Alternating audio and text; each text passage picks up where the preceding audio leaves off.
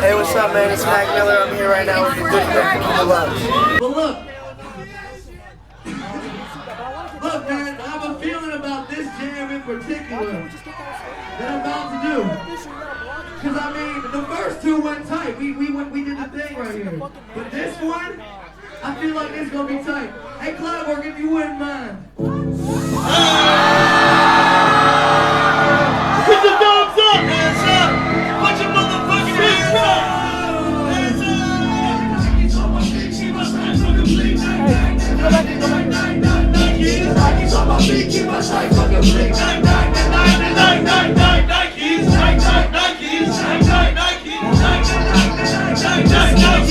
He's on my feet, keep my style fucking bleak. Wake him up, wake him up, wake him!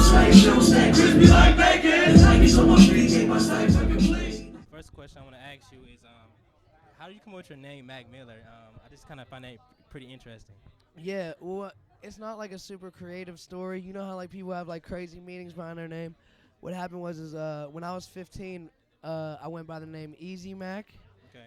It was like a joke, but then I actually started rapping seriously. You know, Okay. like I started taking it real serious, and I just kept on getting older, and it was time to like change that name and not, you know, have something serious and be taken seriously.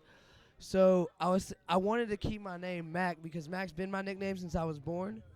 And then we were like, man, what sounds good with Mac?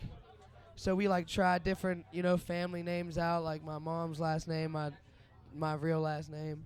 But like it's Miller is actually like a family name on my mom's side, and it's actually my brother's first name. Oh, word. Yeah. So like people meet my brother and they're like, "Oh, you're Miller, and he's like, "No."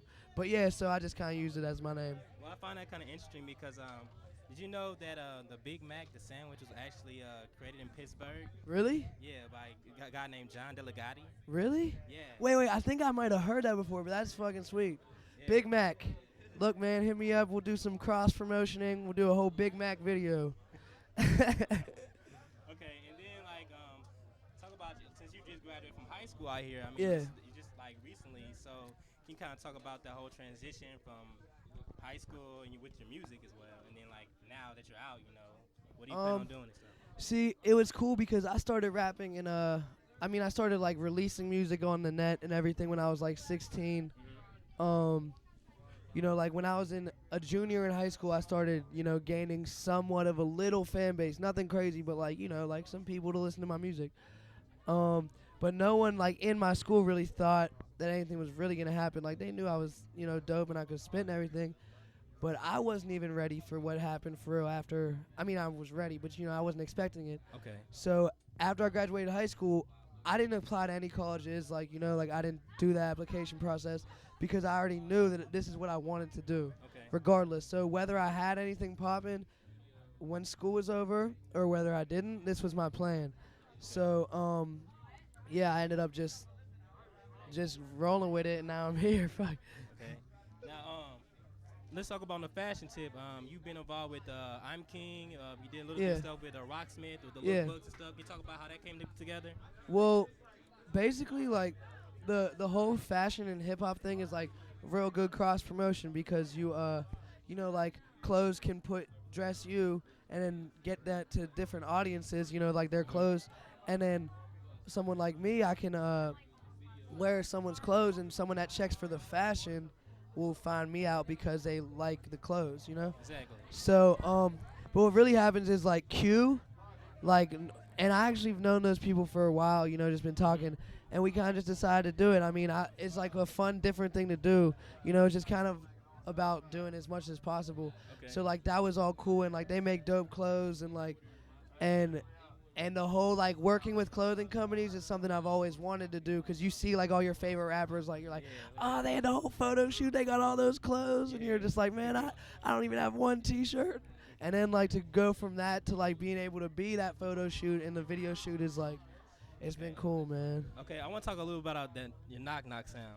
Yeah. Kind of find some symbolic meanings in there. You know, it's kind of like, hello world, this is me, Mac Miller. Like, Right. Is that kind of what you kind of get off on that song? Yeah, I mean the song, like I heard the beat, right, and I remember I was like right when we got that sample because the dude that runs Rostrum, Benji Grimberg.